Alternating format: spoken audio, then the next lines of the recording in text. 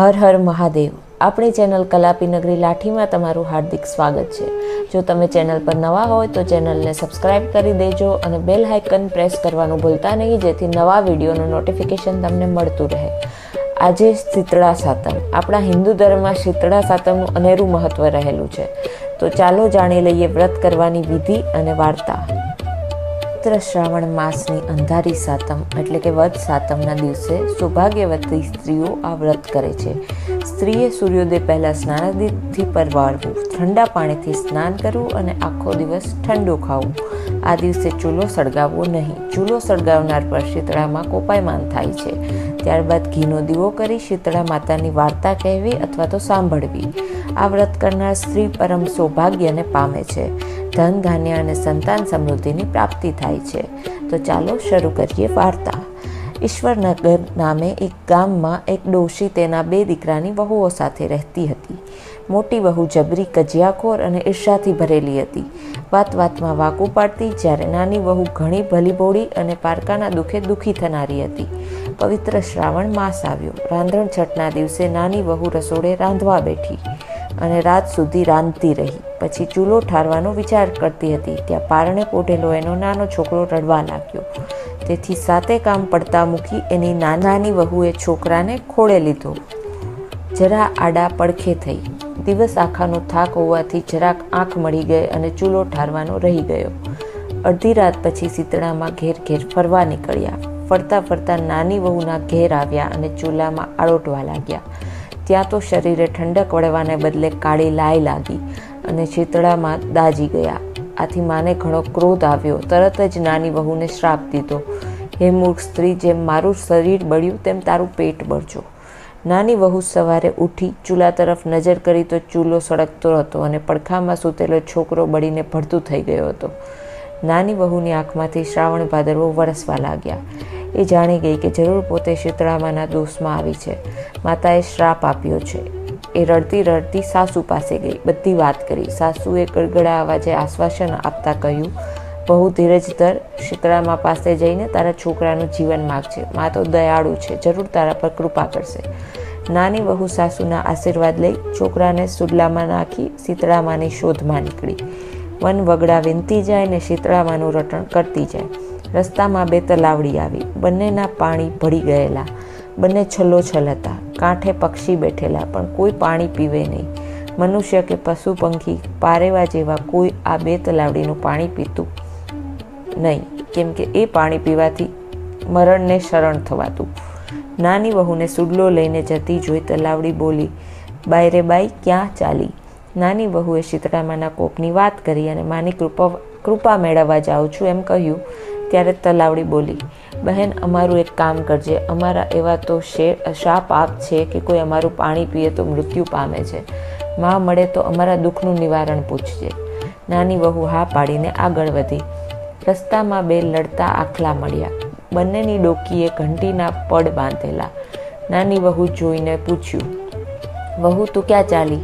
નાની વહુએ શીતળામાના કોપની વાત કરી। ત્યારે આખલા બોલ્યા, અમારું એક કામ કરજે, અમે સદાય લડ્યા જ કરીએ છીએ, અમારા પાપનું પણ નિવારણ પૂછજે। નાની વહુએ હા પાડી। પછી આગળ ચાલી। થોડેક આગળ ચાલી ત્યાં બોરડીના ઝાડ નીચે એક ડોસી દિવેટુ જેવા વાળ 2 હાથે ખંજવાળતી બેઠેલી। વહુને જોઈને ડોસી બોલી, બાઈ રે બાઈ, આમ હાફડી ફાફડી ક્યાં ચાલી? વહુએ શીતળામાના કોપની વાત કરી। ત્યારે ડોસી બોલી, અલી જરાક મારું માથું તો જોતી જા। નાની વહુને ઉતાવળ હતી, પણ એ ઘણી દયાળુ હતી। મરેલા છોકરાને ડોસીના ખોળામાં મૂકી એ તો બેઠી જૂ વીણવા। થોડી વારે ખંજવાળ મટી ગઈ તો ડોસીએ આશીર્વાદ દીધા, જેવું મારું માથું ઠર્યું એવું તારું પેટ ઠરજો। એટલામાં તો થયો ચમત્કાર। ડોસીના ખોળામાં પડેલો મરેલો છોકરો હાથ પગ ઉછાળી કિલકારી દેવા લાગ્યો। નાની વહુ તો તરત જાણી ગઈ કે આ જ શીતળામા છે। એ એમના પગમાં ઢળી પડી અને બોલી, માં, મને માફ કરી દો। મેં તો તમારું શરીર બાળેલું, પણ તમે તો મારું પેટ ઠાર્યું છે। તમને મારા લાખ લાખ વંદન। પછી તલાવડીના કષ્ટનું નિવારણ પૂછતા શીતળામા બોલ્યા, પરભવમાં બંને શોક્ય હતી। દી ઉગ્યાથી દી આથમ્યા સુધી લડ્યા કરે, કોઈની છાસ પાણી આપે નહીં। એટલે આ જન્મે કોઈ એનું પાણી પીતું નથી, પરંતુ તું ખોબો ભરીને પાણી પીજે એટલે એમના પાપો દૂર થશે। પછી નાની વહુએ આખલાના દુઃખની વાત કરી તો શીતળામાં બોલ્યા, દીકરી પરભવ એ બંને દેરાણી જેઠાણી ઈર્ષા દ્વેષથી ભરેલી હતી, કોઈને દળવાય ન દે, ખાંડવાય ન દે. તેથી આપ હવે આખલા થઈ ડોકે ઘંટીના પડ બાંધી લડ્યા કરે છે. તું એમની ડોકેથી ઘંટીના પડ છોડી નાખશે, તેથી એમના પણ પાપ નાશ પામશે. નાની વહુ શીતળામાના આશીર્વાદ લઈ હરખાથી પાછી ફરી. રસ્તામાં આખલાની ડોકેથી ઘંટીના પડ છોડ્યા. તલાવડીનું પાણી પીધું. પછી દીકરાને રમાડતી રમાડતી ઘેર આવી. સાસુ તો છોકરાને જીવતો જોઈ રાજીના રેડ થઈ ગયા, પણ જેઠાણીના કાળજામાં કાળી બળતરા થઈ. એમ કરતાં ફરી શ્રાવણ માસ આવ્યો. જેઠાણીની દેરાણીની જેમ શીતળામાના કરવાની ઈચ્છા થઈ. રાંધણ છઠના દિવસે ચૂલો ઠાર્યા વગર જ સૂઈ ગઈ. રાતે શીતળામાં ચૂલામાં આળોટવા આવ્યા. શરીર દાજ્યું, તેથી શ્રાપ દીધો અને જેઠાણીનો દીકરો ભડથું થઈ ગયો. સવારે દીકરાને મરેલો જોઈ જેઠાણી વિલાપ કરવાને બદલે ખુશ થઈ અને મરેલા દીકરાને સુડલે નાખી શીતળામાને ગોતવા નીકળી. રસ્તામાં બે તલાવડીએ એને ઊભી રાખી પૂછ્યું, બાઈ રે બાઈ ક્યાં હાલી? તો જેઠાણીએ નાકનું ટેરવું ચડાવતા કહ્યું, તમારે શી પંચાત દેખાતું નથી? મારો દીકરો મરી ગયો છે, તેથી શીતળામાને ગોતવા જાઉં છું. અમારું કામ કરીશ? તલાવડીએ પૂછ્યું. તો જેઠાણીએ 10 શેર્યું ડોકું ધૂણાવી ચાલતી પકડી. આગળ જતાં આખલા મળ્યા. એને નન્નો સંભળાવી દીધો. આગળ જતાં બોરડીના ઝાડ નીચે ચિથરે હાલવાળી એક ડોસી મળી.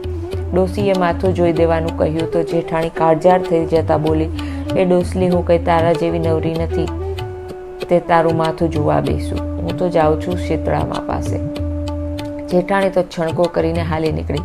સવારથી સાંજ સુધી વગડામાં ભટકી, જંગલના ઝાડે કાંઠે ફરી વળી, પણ ક્યાંય શીતળામાં ન દેખાયા.